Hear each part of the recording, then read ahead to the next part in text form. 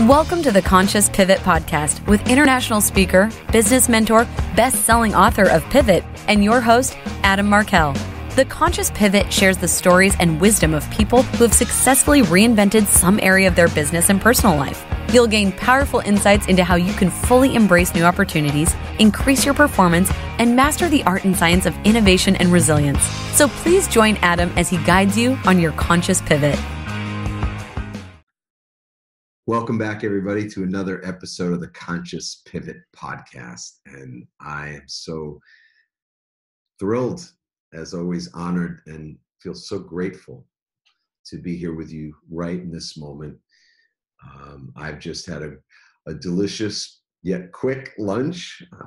I'm apt to spend time chewing my food. I never listened to my dad growing up when he said, eat your food slowly, chew your food, digest your food, taste your food. I never listened to any of that, because what does my dad know? What does anybody know, right? When we're in our teens or 20s or 30s even sometimes, right? But I have adopted that ritual. I think our rituals are very powerful in our lives. They can really add great quality to our lives. And by ritual, I mean the things we do on purpose, consistently, in a ritualistic way, in a very conscious, but a way that is also not intermittent or random or just occasional. So these are conscious habits, intentional and conscious habits, master habits, you could call them. And one of mine is to pray into my food, to put energy.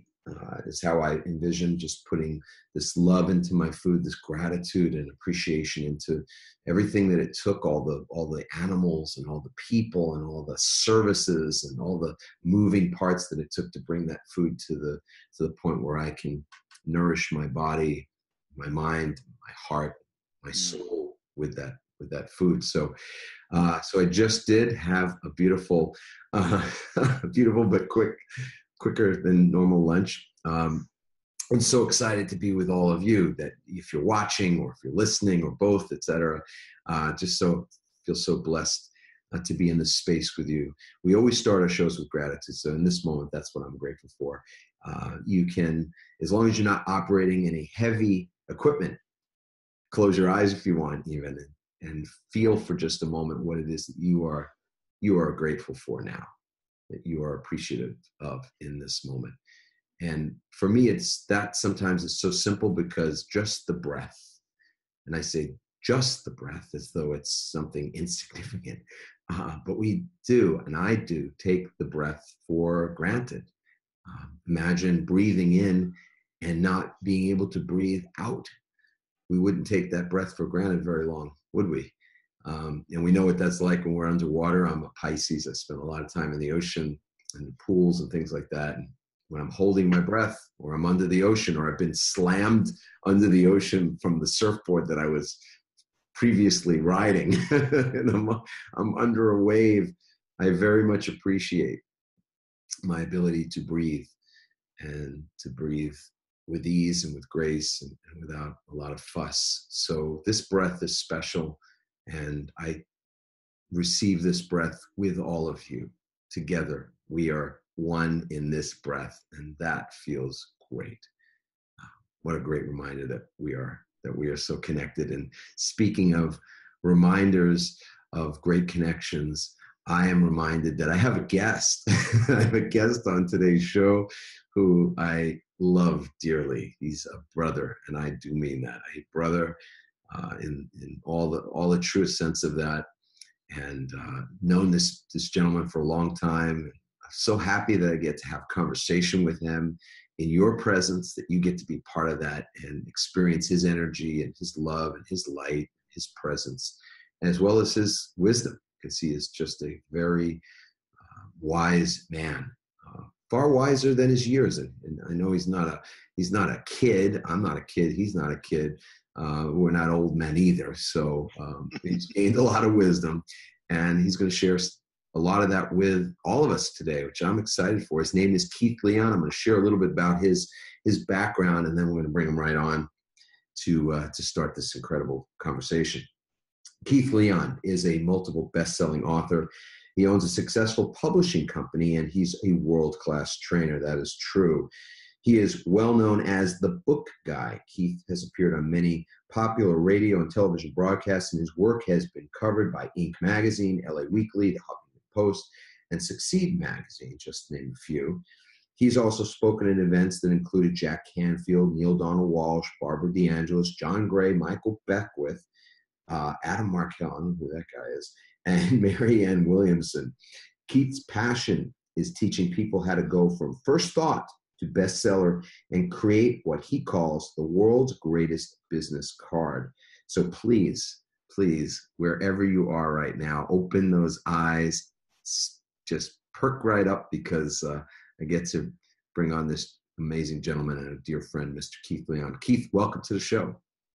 Hello, everyone. And hey, Adam, I am so grateful to be in your presence at this time.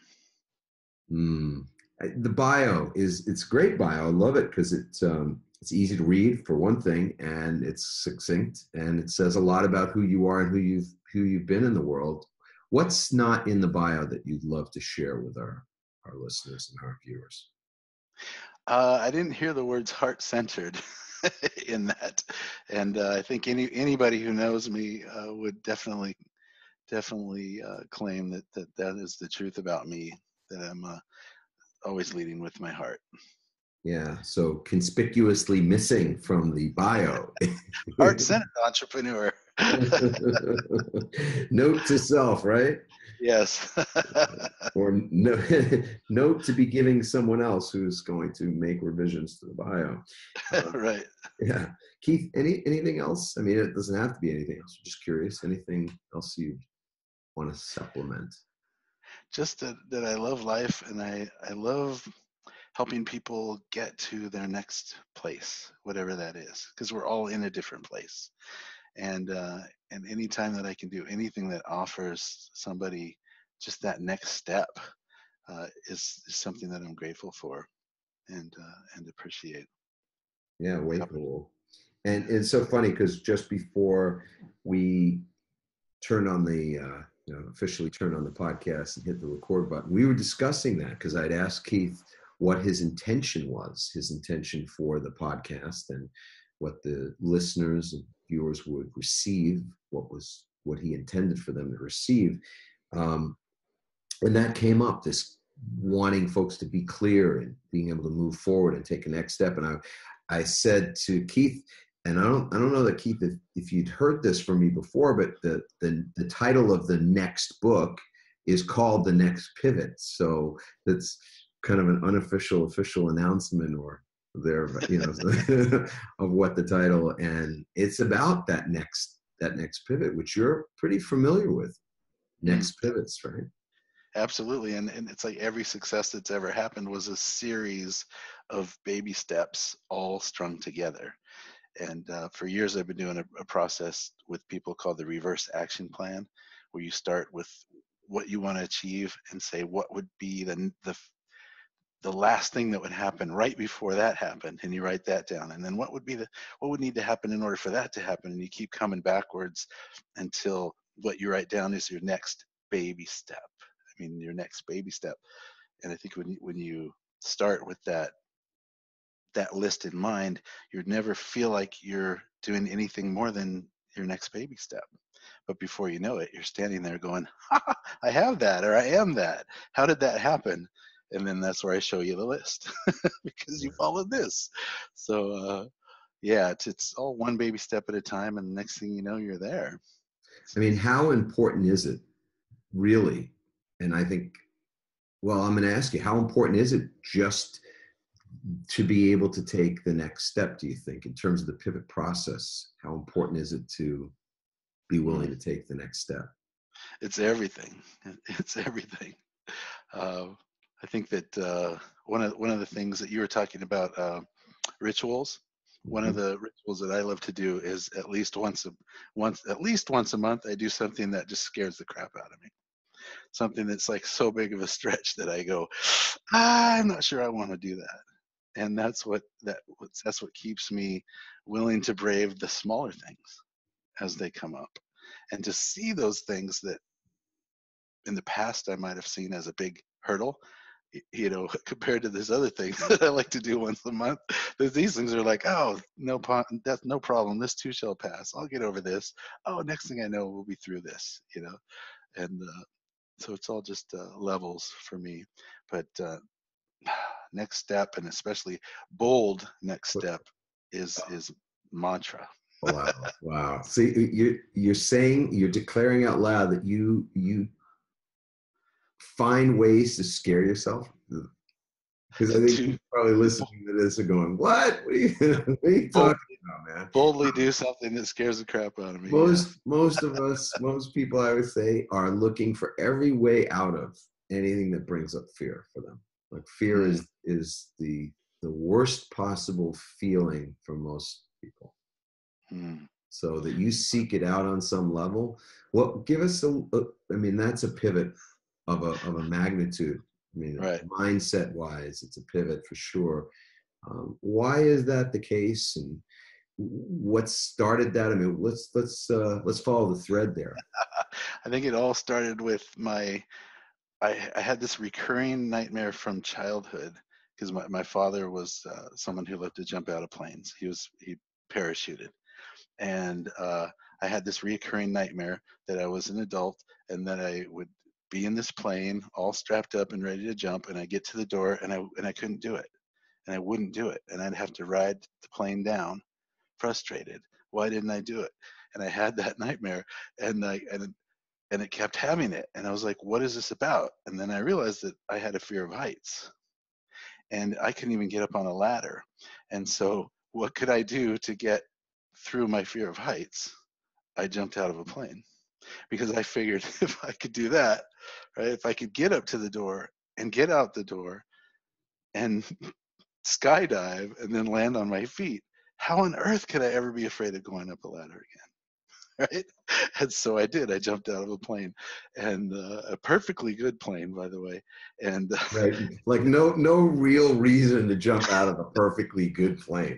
right. And that did indeed cure my fear of heights, and because I couldn't be afraid of being on a ladder when I had done that. That was a switch in my brain. And then I also grew up with an experiential growth company called Insight Seminars, and they did have you do some stretching during that seminar and doing things that were bold and that you would normally not do. Stretching, like, stretching, arms above the head, arms out to the side. Is that what kind of stretching you're talking about? Stretching right out of your comfort zone, because everything that's worth its salt is right outside of your comfort zone. And I've heard you say that before, something similar to that. So stretching out of my comfort zone, and so that's what I do. One year on Valentine's Day, my wife Mara and I, and Mara, instead of doing candy and flowers and dinner like everyone else would do, we were like, what can we do that would be completely different and would be a stretch? Would be a little scary. What could we do? And so we made one of those little, cootie catchers that they have in school. They call it a cootie catcher, where it has like numbers and things, and ultimately you end up opening up and there's a message inside. I didn't know they called it a cootie catcher. But cootie catcher, yeah. That's back when we were relationship experts, my wife and I. So we made a cootie catcher, and it had numbers and then or colors, and then it had numbers on the inside, and then the message inside were actually relationship questions. And so we went into a mall and said, would you like to play the love game? And they were like, what's the love game? I said, did you want to play it or not? And so we would sit there with this cootie catcher, and ultimately they would end up answering a relationship question vulnerably and honestly. So first of all, it was scary to go to a mall and walk up to people that we didn't even know and ask them if they wanted to play a game that they didn't know. Then we were going to ask. Unless you've been trained in the market research business. Yeah. Oh, okay. Yeah. Well, it was a little. No. No 8,000 times to get one person to say yes. Exactly. No, I don't want to do that. So we did that, and we had more fun. And even when the security guard came up and we were thinking we're going to get kicked out because we're harassing people, he came up and said, I heard you're doing something called the love game. Can I play? Wow. And we were like, yes. And so we did it with him. And the question he got was so profound for him. And we had a half an hour of the most heart-centered connection that we had had in years, let alone that day, with him, because he was willing to come up and try. And when we left that night, we felt like, oh wow, was that so much more rewarding than just flowers and candy and a dinner. Wow, what a beautiful example of what that could look like. Because my feeling is that people that hear this, you've heard something like that maybe before, and they don't necessarily even trust that that's truly the case when people say, oh yeah, I do something that scares me every day or every week or whatever it is. Like, yeah, sure, okay, right. And then to talk about it in the context of jumping out of a plane, it's like, okay, now I'm completely disconnected from this conversation because there's just no way in no way in the earth on this earth that I'm gonna jump out of a perfectly good plane, right? Right, Some right. people will be like, no, I'm gonna do that. I've done that, or I'm gonna do it. And Randy and I have not jumped out of a plane, but we've bungee jumped off of a bridge, a very, very tall bridge in British Columbia. So I mean, there's that, but that it doesn't have to rise that level, that Right. gradient. Probably okay to use that word here. Yeah. In that context, that gradient is too steep, but yet to be on your growth edge or outside of your comfort zone can be something just like what you described. What a great example. Yeah, or reach out to somebody who you know can help you get to your next level at your business, you know, and just thinking of calling that person might, right, make your heart beat a little fast. But to make the call anyway, because there's nothing but good can come from it, whether they say yes or no. You know, it's, unless you have a great connection and you got some feedback. So sometimes when they say no, that's great feedback. It is. Right? Tweak the language. A Yeah. little bit of a language change can change everything. Right? In a sales context, no is really wonderful feedback, because you hear no enough, you get to know well what doesn't work, what's not working. And when you know what doesn't work, you know what does work, at least if you're paying attention. So hearing no is not necessarily a bad thing. Might not, make us sort of build up our need for approval, or need to be liked, or a need for self gratification, or whatever you could call it, or fulfill the ego's agenda in the moment, right? But no is a great word. It's a valuable word, really important word. Holy smokes, how do we get on to no? Who cares? We pivoted right to it. Keith, would you share a little bit about your experience in pivoting? Because you're kind of a pivot expert, I would say, in many ways. And we featured one of your pivot stories, pretty profound story of your pivot in the business arena, in the arena that you're in currently, which is publishing. And we might speak a little bit about that later too, but it's obviously featured in the book Pivot. So we don't have to necessarily repeat that now. But so I asked you before, what's something else? And you're like, well, geez, what do I choose from? I have so many. So I'm going to put it to you. All right. Yeah. Well, the most recent pivot that is incredible, it still does have to do with business, but it was that for so many years, it was me. You know, I was the sales team. I was all the things that I wanted to hold on to and hold control of, because I didn't feel like I trusted anybody else to do. And so if you're in the publishing world, like my name is on the book. So I always held on to the book cover, right?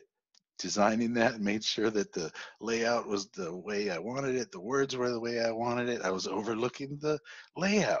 I was doing like the front end and the back end, all Keith, all the time.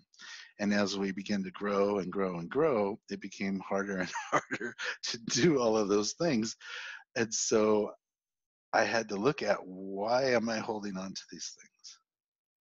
What is it? Why am I holding on to this? And I realized that I had a fear that someone else would let me down if I gave that to them. if I gave them the pieces that felt the most important and represented our company the most, right? Because people do judge a book by its cover. I had to control that, but it was my fear. And so I really looked at that once I had that information. Okay, so once I really looked at it, I realized that it was a template that I had created that I want all of our books to be, and that template was teachable.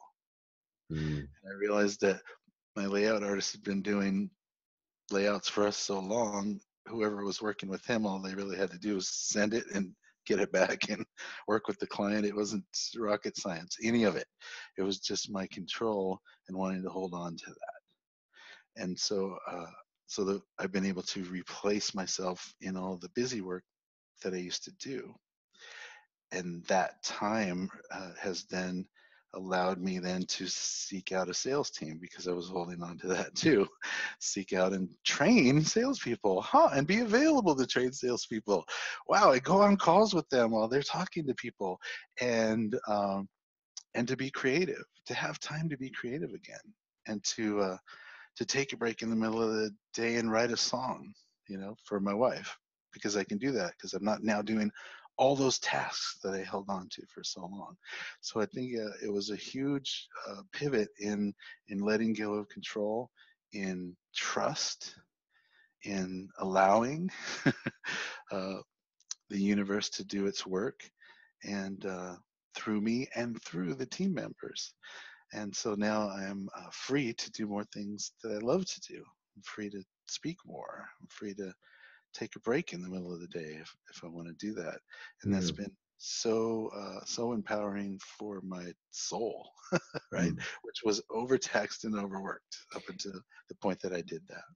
So Keith, I mean, there's a lot of places we could take that conversation, but what's coming up in the moment for me is that the holding on to that task, or let's say to any task in particular, and wanting to control, and your fist was made when you were doing that, wanting to keep that control. That's a symptom of something else, right?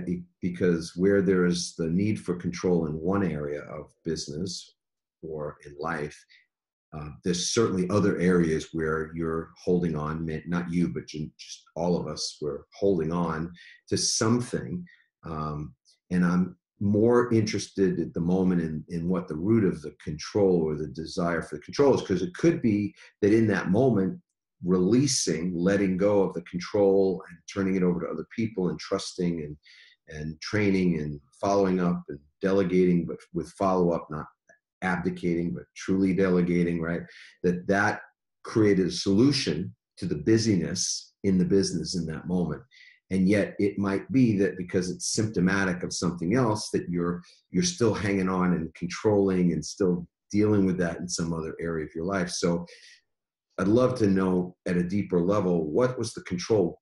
If you know what it is, what was the root of the need for the control? And did the releasing of the control in that context change something on a broader scale for you personally? Well, as I said, it boiled down to fear. Fear that I was the only one that could do it. That, like, I was so special that I was the only one who could do this. And so letting go of that and looking at that helped me see that I had fear running. And I feel like in so many places in my life, I've let go of the fear, right? Down to doing something once a month that scares me, right? And so why would I bring that into the thing that I'm the most passionate about, which is my business? Why would I bring fear of anything into that?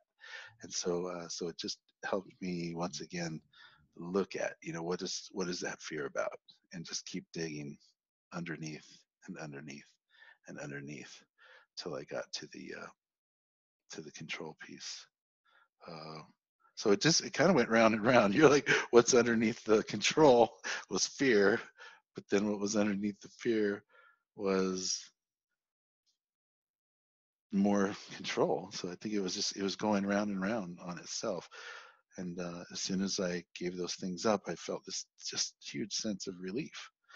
This huge sense of relief because I had faced the biggest fear that I felt was getting in my way.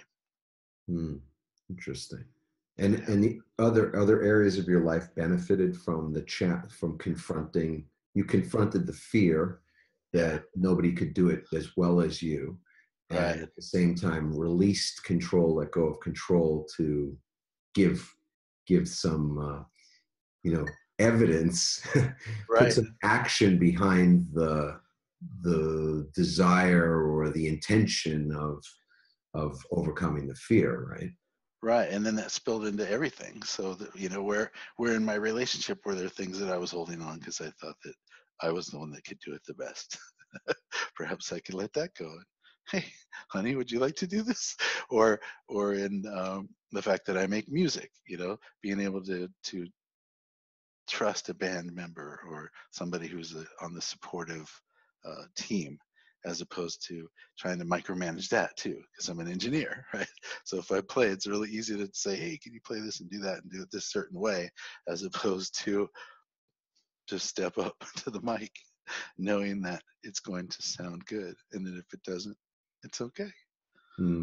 Yeah, interesting. I was really blessed to have as a guest.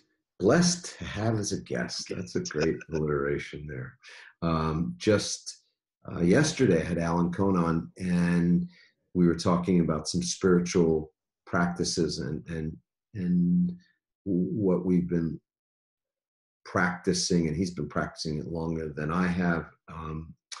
And we talked about letting go and how what you're describing, letting go, it really is a wonderful thing to practice, letting go, and not necessarily something that comes as second nature to lots of us, because we hang on to stuff because it brings us safety. I mean, I'll just speak for myself. I hang on to things primarily because I feel safer when I do.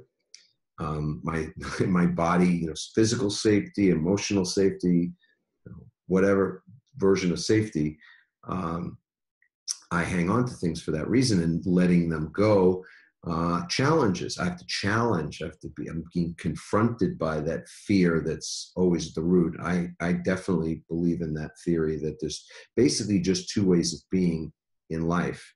Two ways, simple, love simple, right? There's fear and there's love. And those states of being manifest and look, you could find millions of different ways of describing each of those states of being and how they manifest. But when we boil it all down, the root, the cause of causes, the root level of causality is fear or love. So my hanging on to things or controlling things and all that kind of thing is all rooted, just as you said, in fear.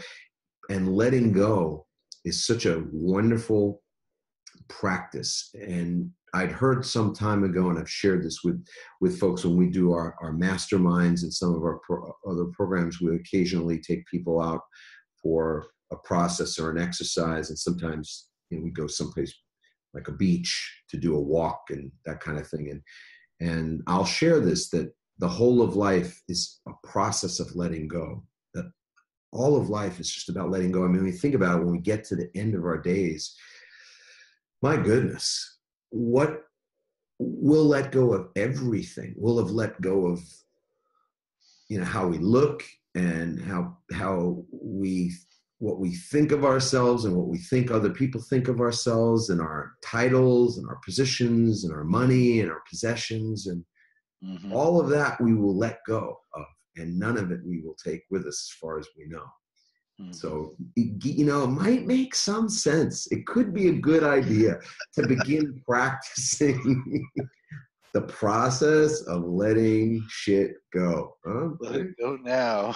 Like your anger, your resentment, the little image that we have of ourselves sometimes that we hasn't really changed much since we're 8 years old. And to be able to let go of those things that don't necessarily take us where we want to be in the moment. So, Keith, you're a very spiritual person. have you always been that way? Has there been a pivot in spirituality and your spiritual path, for example? Hmm. I've been spiritual since I was a child, and I knew what I believed in, and it wasn't in agreement with the religion that I grew up in. So all of my family is with one particular church, and even from childhood, I wasn't feeling that. My thoughts were more universal. My thoughts were more cosmic. My thoughts were more of my personal relationship, with my God, than a dogmatic way of being, which is what I was seeing all around me. So yeah, I've always been spiritual, and it wasn't until later that in my adult life, that like three different people came up and told me about this one spiritual center. Three different people. Hey, I went to this place, and it made me think of you. You should check it out. And once I heard that name, Agape, three times, I said, I better go check this out. And I went, and it was just like, oh, that's everything I've been saying since I was a child, coming from the stage. And it was just an amazing transformation. Um, and then I also have a whole nother level in that I have known and about guardian angels and angels since I was a child, and I could hear my guardian angel's voice since I was a child. And where people thought I was just a nutty little kid that was hearing voices, that guardian angel saved my life a number of times. It's 8 now, but number of times when I was a child, and even so It's much 8, as in 8 times your life has been saved by your that guardian. I should have been gone, and I'm still here, and I've seen literally time reverse to keep me here, to do the work that I do in the world, and to be who I am, and to step into that ministry, which is my life. And even as a child, one of the things he did was told me that this little girl up the street was going to be my wife when we got older. And I told my mom, "Oh, that girl's going to be my wife," and she's like, "Yeah, okay, that's sweet." And then every time we pass, I'd be like, Pat on the head, pat on the like, head. Go out "Yeah." and play. I'm like, "There's my wife. Go out and There's my play. wife." And after a while, even she was like, "There's your wife." And so in my mind, my idea of this perfect 10 woman that would be my wife was her growing up. And so when I met her growing up, I knew it was her. And then eventually I told her the story, and she's like, "Yeah, okay, dude." And then I drove her to the neighborhood. That was your house. I used to walk up the alley. I'd hear you playing in your room. That was your room, and she was just like, "What?" Right? And then she was like, "Well, if an angel told you, then maybe I should at least check this out." And so that was my wife for 13 and a half years. I now call her my practice wife. And, it didn't say she would be my wife forever. It said she would be my wife. And it was good as long as it was. And then we moved on and stayed best friends, or stayed good friends for until she just recently passed. I'm sorry And, to hear that. and yeah, so I've always had that connection to source in profound ways, and from childhood, the things that I said would come true, and I noticed that at a very young age. And sometimes it would come manifest quickly, and sometimes it'd be a year later, but they always came true. Whatever I said would happen, whether it was good or whether it was bad. So eventually I figured out, if everything was going to happen the way that I spoke it or said it or believed it, then I probably should be really aware of what I say, right? And to try to not have venom, right, or anger towards people, and especially not to vocalize it, because I felt like it would come true, just like everything else that I did. So that made me very mindful of the way that I spoke from a very young age. And that may have been a literal lesson from my angel or an awareness that I had, but either way, I've had it for a very long time. That's beautiful. you and I have not really talked about this before, I don't think. Certainly not that I can remember, but our becoming friends, I mean, there's lots of coincidental, circumstantial things that we could say is the reason why we met and how we started to interact and everything. But I do remember early on, because you and I had met at a program, and you'd met Randy, you'd met Chelsea, I think at the time, and they were both coaches working at this life directions program that we were running, and then you and I got introduced, and we started to talk about the fact that I was writing a book, and I was putting together what was an ebook at the time. And I was looking for guidance. I had never written a book before. My dad is an author, a published fiction author, but he didn't have any information in the nonfiction space. And frankly, I was feeling pretty insecure anyway about writing a book, especially since my dad's a professional, had really worked on the craft, and still to this day, I mean, just published a book last year, and I felt pretty not especially empowered to talk to him about starting a project, especially a nonfiction project. So I went and spoke to you, and you were very empowering to me. I mean, you gave me tools, you shared information, and beyond just the information that you shared, you also recommended the book to friends of yours or people, colleagues as well, that might endorse the book, meaning put their name on an endorsement that said this book is worth reading, checking it out, and all that kind of thing, which was amazing.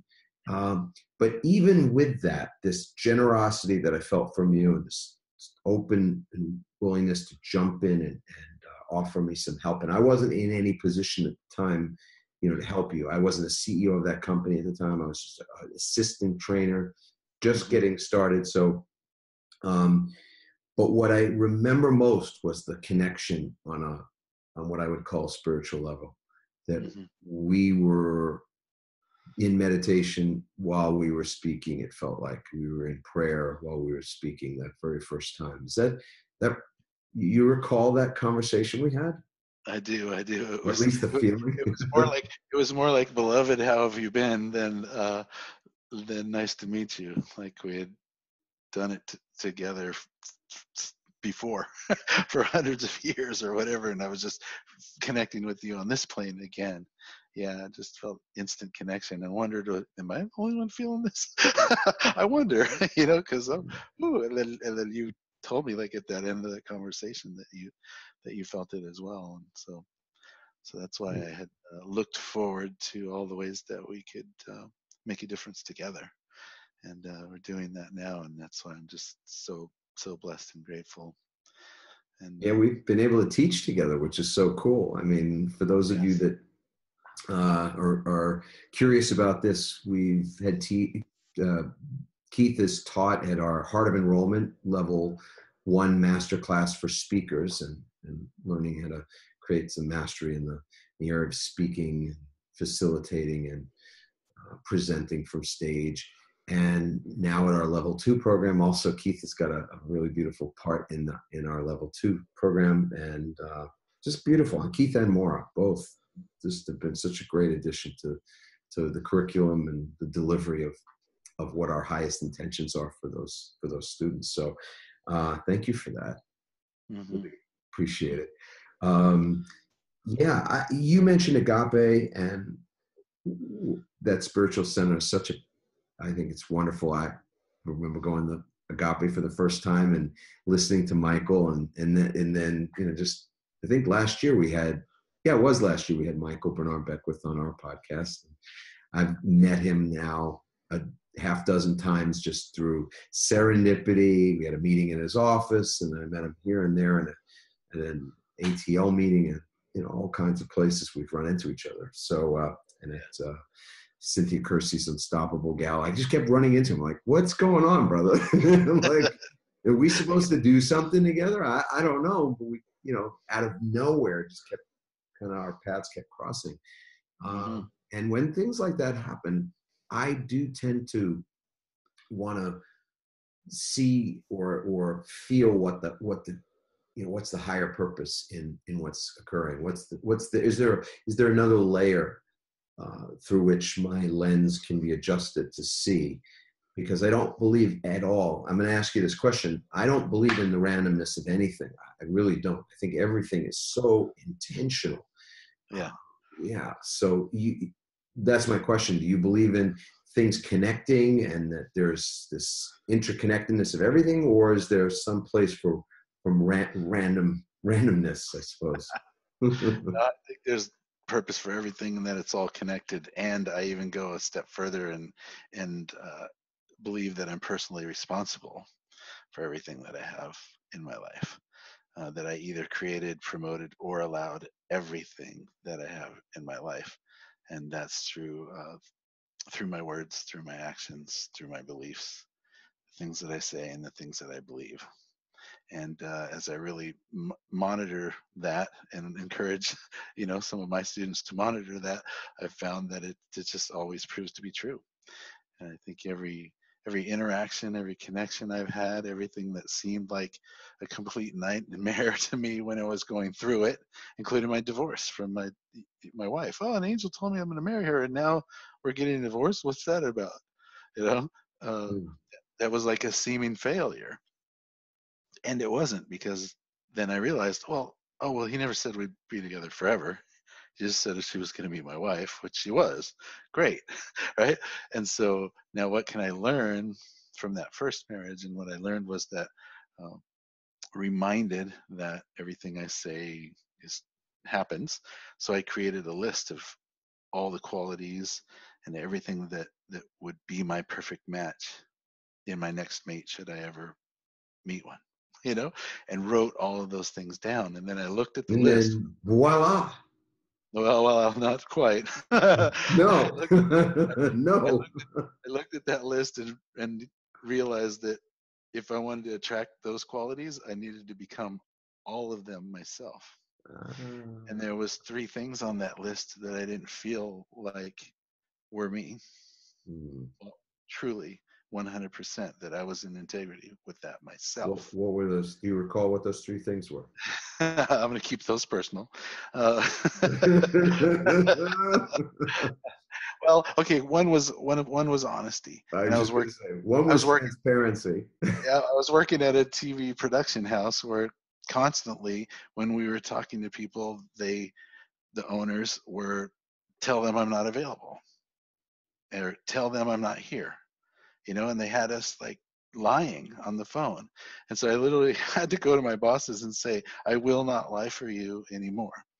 If you're not available for an appointment, then I will tell them that, and then I'll schedule them. If you don't want to talk to them at all, then I'm going to tell them we're not interested. But lying to escape that is not working for me, because then I can't be in integrity with this, and I'm working on this list. And they're like, okay, Looney Tunes. But I love it. That's right. Okay, Looney okay, Tunes. but I did. It took a while, but I became that list fully and completely, and then I was able to take the list and pray on it and let it go, and go about my life, knowing that because I had become all of those qualities myself, that I would now attract them, and it was only a matter of time. And then I put things like about Mara, right?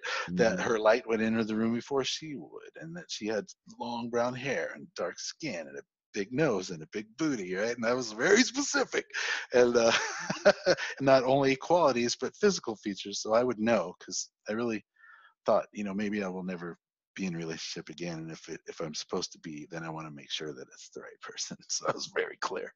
But at Agape, like I got clear that I was going to meet her at Agape, so I started going to both services every Sunday, because I didn't want to be sleeping in and have to wait 3 months because she went to the first service. So I went to both services for many, many months. And then one day I just saw the light walk in the room before she did. And then she walked in and she looked like everything that was described on my list. And then she came over and she was best friends with the guy that I had just become friends with and got introduced. And it was like the more and the more I spoke with her, the more I realized, oh, this is her. And the rest is history. Now it's the time for the voila. Voila! 18 years later, we're still newlyweds.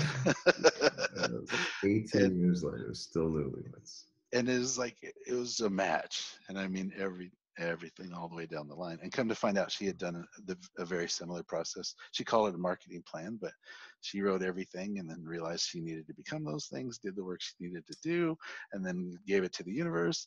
And then she was so used to not being worried about it that she didn't even realize when it was standing in front of her face. So it took me a minute to get her to catch up. That's Before right. I'm on your list. Hello. Yeah. Look up from your list. Yeah. And when she showed me hers, I was like, are you stalking me? Because it was like everything that she had said, practical and magical. Like the list was crazy. It was me. And so talk about synergy. I had Ariel Ford. We had a conversation, did a podcast, and she was describing something very similar.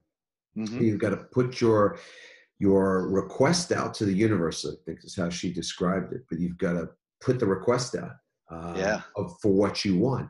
But what I really love is the level of personal responsibility that's part of the mix or the recipe that you've just described.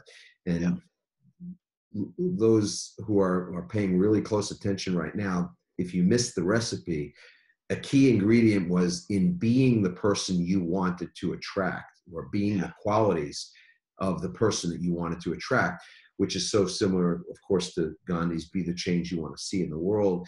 And that's very different than expecting that someone else will complete you. Obviously, Randy and I have spoken and taught on the topic of relationships as well. And what we love to point out is that it is not the goal to be made complete.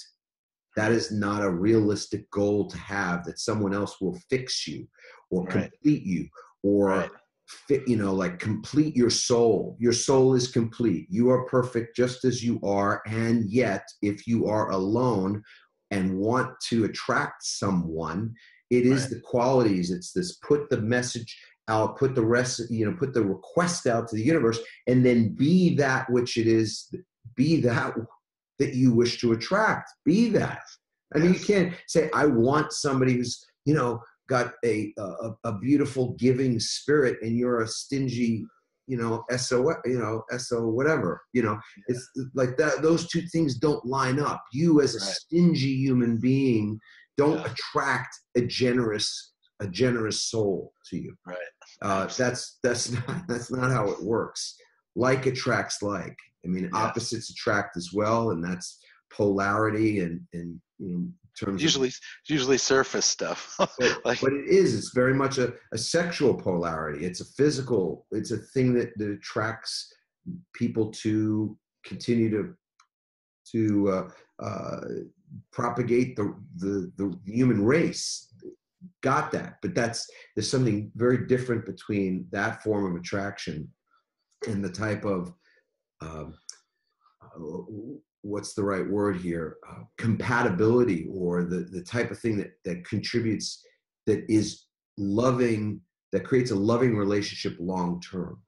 And short term, passion and interest in someone, all well and good. I'm not against that. Yeah. But to have and at the same time to have a long term loving relationship, you don't want to.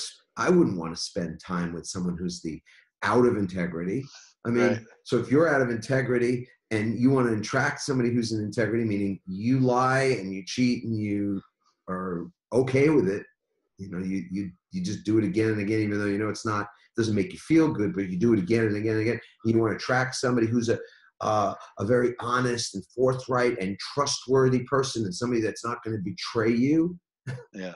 Right. But you're the kind of person who betrays people and gossips and talks about people behind their back. Hello? Yeah. You might attract somebody to have a couple of, weeks or months of fun with, but that's not going to be a person that you're going to be for a long time. That's I think really important to note.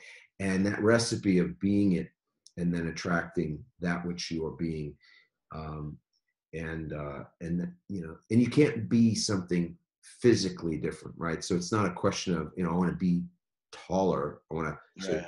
On your list is, I would love to attract this mate that's taller or whatever. You can't be taller. That's not what we're talking. We're not talking about a physical, Right. even sort of a, not superficial, but a physical thing. It's a thing that we're talking about, the qualities of the human being. Yeah, right.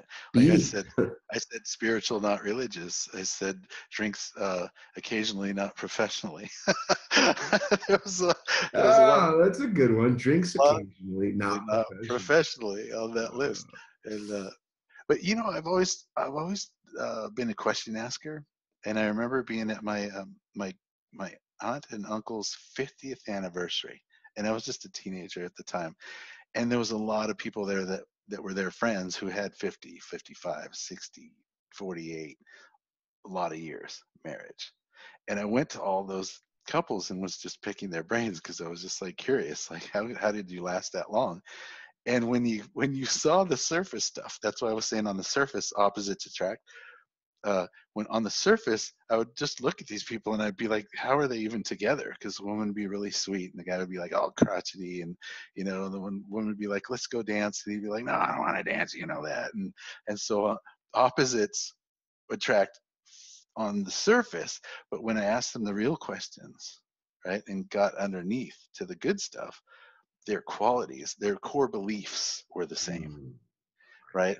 The qualities of who they were underneath, like the tough guys under their tough exterior, they were really just teddy bears, and they really just all wanted to love and be loved, and there was like different ways of saying that, and then they found the person that they felt really loved them in the way that they would want to be loved and the way that they would want to love themselves, right? And so I realized at a very young age that piece, wow, the the stuff underneath is all the same. It's all the same. So it's like that's what you want to attract. You want to attract the people where the stuff underneath is a match to you. And then I asked people who've passed to the other side. They've died and they've come back, right? I interviewed a lot of those people in my life, and I asked every one of them, what did you get when you went on the other side? What happened for you? And they all had something different. One guy was like, oh, it was completely black and there was nothing. Next person is, I went to a light and it was just like heart music and it was gorgeous. And another one was like, I was met by my family. And then all of those people, after they shared what they saw or what happened, I said, what did you believe was going to happen when you died?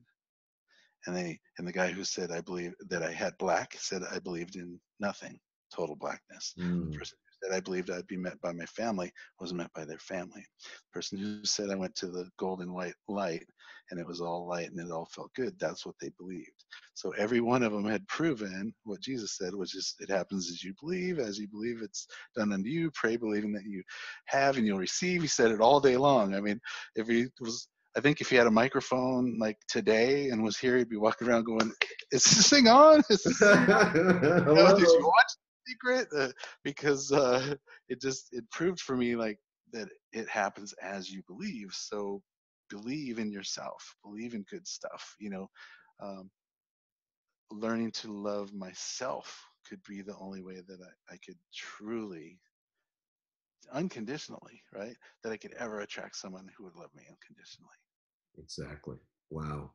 Oh man, we can travel that path for miles and miles and miles together, brother, because I think at the core, that's the most important message that I and our company wants to share in the various ways that we get an opportunity to share it, that unconditional love is the beginning, it's the middle, it's the end, it's the whole enchilada. That as we love ourselves, learn how to love ourselves. And that's crazy to think about it, that we have to actually learn and be trained even and get help to love ourselves more fully.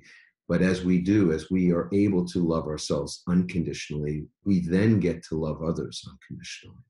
And that's the gift. That's the gift. The true gift to the world is our ability to give unconditional love to others. but we cannot give that which we do not have Yes. ourselves, Right. and certainly not that which we have not learned. So, and yet at the same time, we're practicing. And that's part of how we do learn, is to practice things that are tough and practice things that we're not good at. So we just begin. That's the thing. I know we're running out of time and space at the moment, but one of the things that you help people to practice and become good at, we're going to have, is helping people to get their book written and to create a very simple process and ways to help people support them in getting their message, that core message out into the world, so they can not only share that message, but also use it for the betterment of their business, the betterment of their, reaching more people, touching more lives. It's the best marketing tool I know at the moment, frankly, is a book. And I know that you're featured in our book Pivot, but you've given me lots of help in books that I've been involved in along the way. And as part of our show notes, we're also going to provide information about your company and where people can access more information, and take some action if they do in fact have a book that they wish to birth, because they don't call you the book guy for no reason. I mean, I know the backstory there. So you have helped so many people get a book written, and a lot of those people too being ones that wanted to do it but had every conceivable reason why it wasn't the right time. They weren't going to, they didn't have the skill. They didn't think they'd have anything to say. They didn't know how they get it constructed. It would be too costly. All the usual impediments or obstacles. And what I love about you and Mara and your team is how well you remove those obstacles and make what could be a daunting task very, very easy, or at least simple anyway. Maybe not easy, but simple. And the support that you give folks. So I want to thank you for doing that, Keith, as well. And that's I think, well, let me leave a space there for you to comment on what I just said, and then we're going to ask one final question, which is about your rituals, but leaving a space there, Keith. Anything you want to say about that? I think you said it all. It's I love what I do, and I do what I love, and part of my purpose and part of the reason that my life has been spared, right? All of those times is for that, is to help people get their mission and their message out to the world. And when I think of all the books that I've helped people to write, the ones we've published, I add that up together. There are millions of lives that have been touched because my life was spared, because each of those books reaches so many people, right, including mine. So so that is part of my purpose and why I'm here, and so I get to step forward in that. And each time I get a book from one of our authors and they get a mail to me, the proof, and I open that up and I read it. It's just, there's just no greater feeling for my soul, because I don't just think, oh, here's another book done. I think, how many lives will be touched by this book alone, as I hold that and I be with that energy, and it just brings me back every time to why I do what I do. So beautiful, beautiful. Speaking of bringing ourselves back, what is something that you call a ritual for success that you practice that brings you back to that knowingness? Well, I start off with gratefuls immediately. So I'm grateful for, right? And I do a list, and then daily prayer and meditation. Just gotta go within, and if when you read my story in Pivot, then you'll know, right? The go within process completely changed my life and everything I know about it. So that's true. Mantras throughout the day. So I'll choose a phrase or a mantra to run for the day that will just keep reminding me of the truth of who I am, and that it's always going to be all right, no matter what it looks like, no matter what gets thrown at me.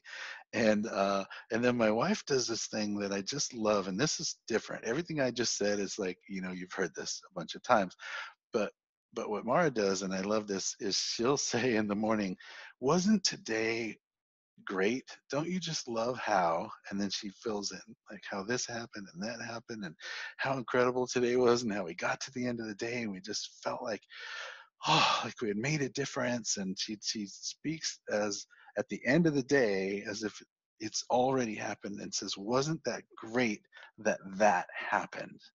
And then I says, yeah, it was great. And then I go with her and just visualize and see us there at the end of the day, and everything has went exactly the way that she stated it. So it's like future visioning, and we do that in the mornings, and I love that because it's a piece that she does that I haven't heard a lot of people ever say or speak to, that she came up with. Wasn't it great how today this happened? I love that. Beautiful. Oh my goodness. Yeah. What a treat, really, to envision ourselves in the future, which we know we snap our fingers and the future is upon us anyway. The future is now. It's happening every second. So wouldn't it be great to be in gratitude and feel what it feels like to be so appreciative of something great happening that will be more likely to happen because we're intending it and future casting it and future visioning it, than if we did none of the above. We just said, how it'll happen, what'll happen is going to happen. I can't change that. What can I do about the future? I'm in the present. Well, yeah. There's no past in the future. See how that works for you. In any event, what a pleasure, Keith, to have you on the show. What a blessing. Thank you. We'll close out now. I'll just remind everybody as we began that we end in the same way. Bookend this show with gratitude and appreciation and a breath.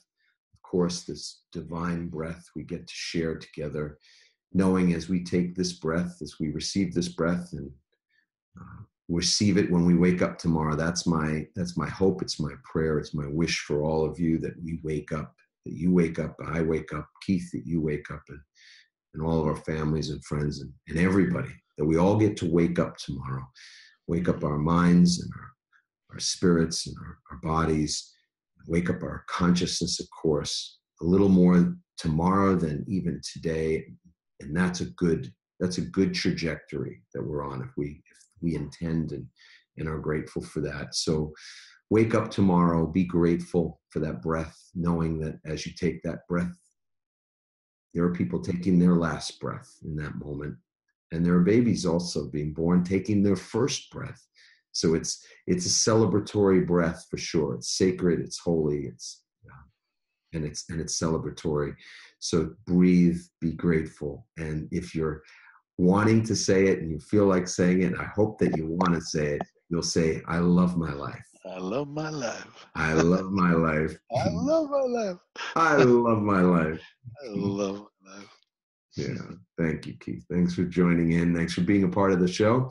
And everybody else, we'd love to continue to get your feedback. Please leave leave a review on iTunes.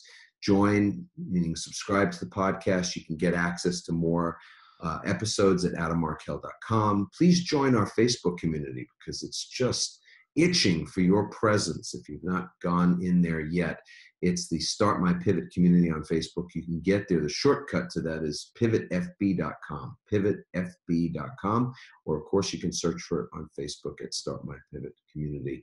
And we'll see you very soon. Love to hear from you, and so happy we get to be, feel really blessed that we get to be in this community together. So ciao for now, everybody.